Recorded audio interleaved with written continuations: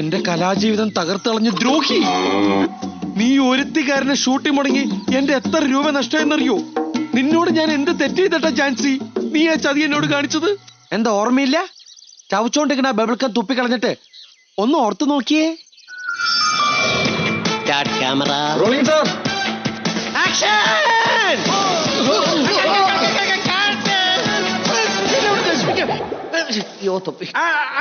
പിതാവായ ദൈവമേ, അങ്ങയെ കാണുവാനായി പൊന്നും മീറിയും കുന്തിരിക്കവുമായി ഞങ്ങൾ വന്നിരിക്കുകയാണ്. പാപികളുടെ മോചനത്തിനായി അങ്ങയുടെ പുത്രനിതാ വന്നു.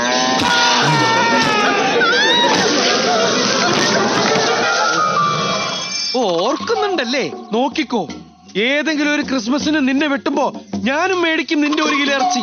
എന്നിട്ട് ഉരുളക്കിഴങ്ങിട്ട് വെച്ച് വല്ല ചാവലപ്പെട്ടിക്ക് എറിഞ്ഞു കൊടുക്കും. കുഞ്ഞാടും പശുവും കൂടെ ഏത് പിണ്ണാക്കന്റെ കാര്യമായി പറയുന്നേ?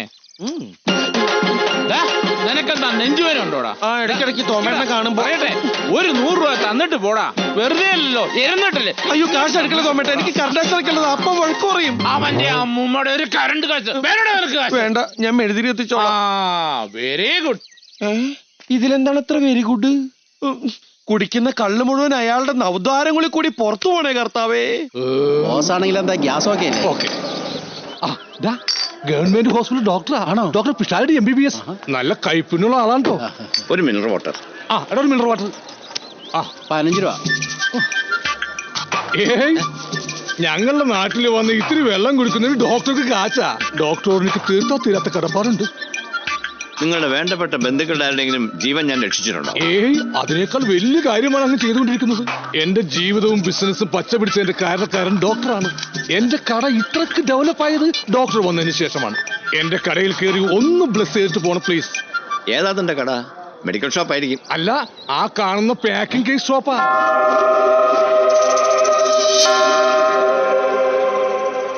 ഈ ആഴ്ച ഒന്നും അനങ്ങിയിട്ടില്ല.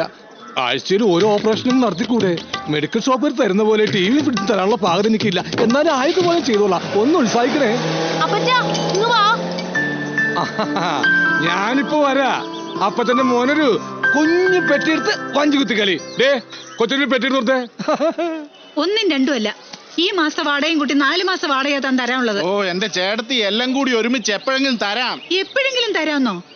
ബുദ്ധിമുട്ടും കഷ്ടപ്പാടും എല്ലാവർക്കും ഉണ്ട് സുധാകര. ചേട്ടത്തിയുടെ കഷ്ടപ്പാട് ചേട്ടത്തി സ്വയം ക്ഷണിച്ചു വരുത്തിയതല്ലേ? അല്ലെങ്കിൽ ഇട്ടിച്ചന്റെ ബംഗ്ലാവില് നല്ല മഹാറാണിയായിട്ട് കഴിയായിരുന്നില്ലേ? ഈ മാസം തന്നെ മര്യാദയ്ക്ക് കട ഒഴിഞ്ഞ് താക്കോൽ ഏൽപ്പിച്ചോണം. ഓ പിന്നെ, ഒഴിയാൻ പറയുമ്പോഴേക്കും ഞാൻ ഒഴിയാൻ നിൽക്കല്ലേ? അയ്യോ, പറഞ്ഞു തീർന്നില്ല. ദേ, കടയൊഴിപ്പിക്കാൻ കുഞ്ഞാട് വരുന്നുണ്ട്. അവനിപ്പൊ എന്നെ അങ്ങ് തല്ലി ഇറക്കും. പരിഹസിക്കണ്ട. നിന്നെ ഒഴിപ്പിക്കാൻ ഈ മേരിക്കുട്ടി തന്നെ ധാരാളം. 31-ാം തീയതി കടയൊഴിഞ്ഞ് താക്കോലിനെ ഏൽപ്പിച്ചില്ലെങ്കിൽ എന്റെ കൈയുടെ ചൂടറിയുന്നീ. ഓ, ഈ പ്രായത്തിൽ എന്നാ ചൂടറിയാനാ? കുറച്ചുകൂടി പ്രായം കുറവായിരുന്നു നോക്കാൻ. എന്താടാ പറഞ്ഞേ?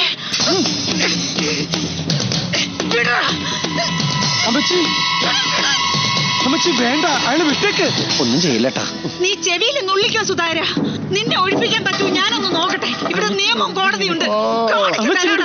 അമ്മച്ചി ആവേശത്തിൽ ഇങ്ങനെയൊന്നും പറയല്ലേ. അമ്മച്ചി ഓരോന്ന് പറഞ്ഞ് അയാൾക്ക് വല്ല ദേഷ്യം വന്നിട്ട് എനിക്കിട്ടായിരിക്കും കിട്ടണത്. ഞാൻ ഇടയ്ക്കിടയ്ക്ക് വരുന്ന സ്ഥലം അത്. എപ്പോ നോക്കിയാലും ആളുകൾ മുഴുവൻ എനിക്കിട്ടാണ് ഇരിക്കുന്നത്. നീ ഇങ്ങനെ ഒരു പാവത്താനായതുകൊണ്ടാ അവനൊക്കെ ഇത്ര അഹങ്കാരം.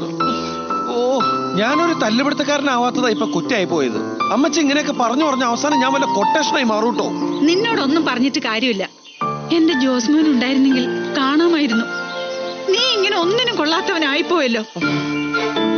അല്ലെങ്കിലും 12-ാം വയസ്സിൽ ഒളിച്ചോടി പോയ മോനോടാ അമ്മച്ചിക്ക് സ്നേഹം.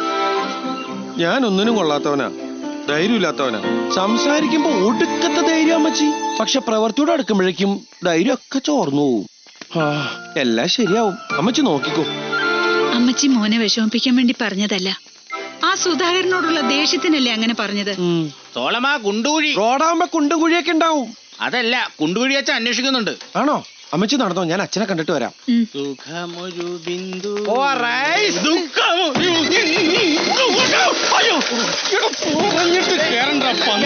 പ്രസവിച്ചെടുക്കുന്ന ഭാര്യയെ കാണാൻ പോകുമ്പോ നീ എന്നെ മോർച്ചലിലാക്കാൻ നോക്കുന്നോ?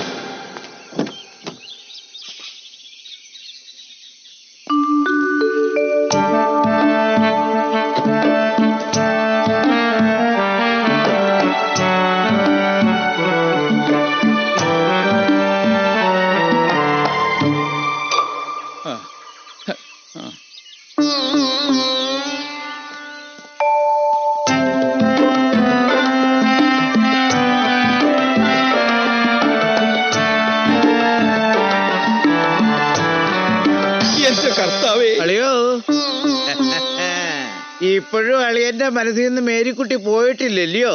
എങ്ങനെ പോവാനാ ചവരു? കല്യാണത്തലേ നീ കൈവെള്ള എന്നല്ലേ ദൈവം തമ്പുരാൻ അവളെ തട്ടിത്തെറിപ്പിച്ചത്. അതങ്ങനെ ദൈവത്തിന് നിരക്കാത്ത പണിയല്ലയോ കാണിച്ചു?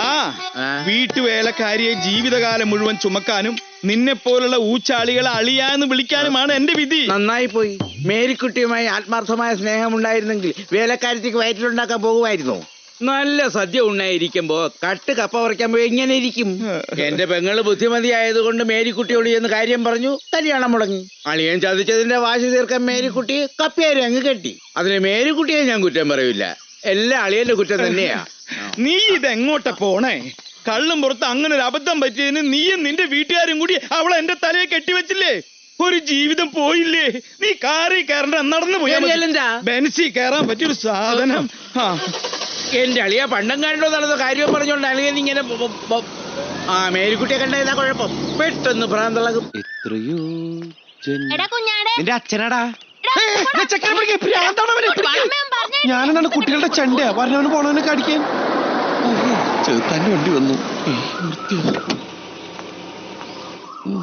നിനക്കറിയോ നിന്റെ അമ്മയുടെ മേരിക്കുട്ടിയുടെ ഓർമ്മയ്ക്ക എന്റെ മോൾക്ക് ഞാൻ മേരിന്ന് പേരിട്ടത്. എന്റെ ഭാര്യ എതിർത്തു, ബന്ധുക്കൾ പരിഹസിച്ചു, ഒന്നും ഞാൻ കാര്യാക്കിയില്ല. അത്രയ്ക്ക് മനസ്സിൽ കൊണ്ടു നടന്നതാ ഞാൻ നിന്റെ അമ്മയെ. ഇപ്പൊ നിന്റെ മനസ്സിലും എന്റെ മോളുണ്ടെന്ന് എനിക്കറിയാം. നീ അവളെ സ്നേഹിക്കണം. ഞാൻ മേരിക്കുട്ടിയെ സ്നേഹിച്ചതുപോലെ ഒരുപാട് ഒരുപാട് സ്നേഹിക്കണം. അവളില്ലാതെ നിനക്ക് ജീവിക്കാൻ പറ്റില്ല എന്നൊരവസ്ഥ വരുന്നത് വരെ സ്നേഹിക്കണം.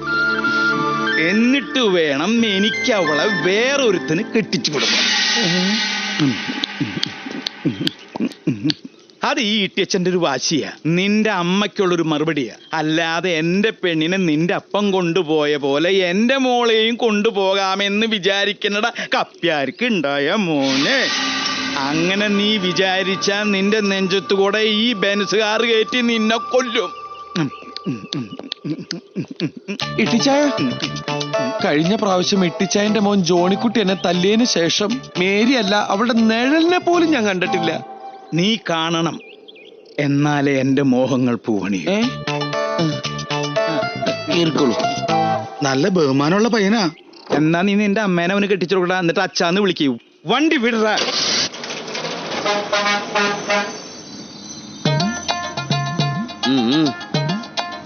സ്ത്രീകളുടെ സീറ്റാ അതിന്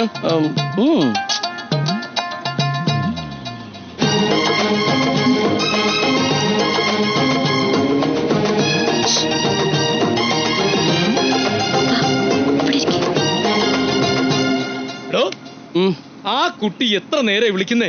ചെന്നിരിക്കണോ? ചെല്ലേ. എന്നിട്ട് വേണം ആളുകൾ അതും ഇതൊക്കെ പറയാൻ. പിന്നെ നിങ്ങൾ തമ്മിൽ ഇഷ്ടമാണെന്ന് നാട്ടുകാർക്ക് എല്ലാവർക്കും അറിയാം. പിന്നെ എന്തിനാണോ വെറുതെ നമ്പർ? ചെന്നിരിക്കേ. അതിരിക്കട്ടെ, രണ്ടുപേരും കൂടി എങ്ങോട്ടാണ്?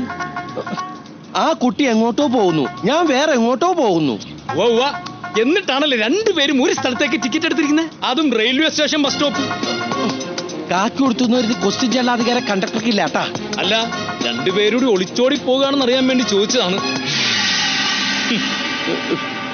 ഓ, തല ഇറങ്ങിട്ട് വയ്യേ, തല ഇറങ്ങിട്ടാ. ഒന്ന് ഇരുന്നോട്ടെ സിസ്റ്റർ. ആരുടെ പൊട്ടന്നിട്ട് സിസ്റ്റർ? ചുമ്മാ ചുമ്മാ നമ്മൾ പരിചയമില്ലാത്ത പോലെ ഇരുന്നാ മതി. ബോഡി ടച്ച് ചെയ്യില്ലേ. കഷ്ടം. അതെ, അവര് ഒളിച്ചോടി പോവാണോ? ആർക്കറിയാ? പിന്നെ സാധ്യത ഇല്ലാതില്ലാതില്ല.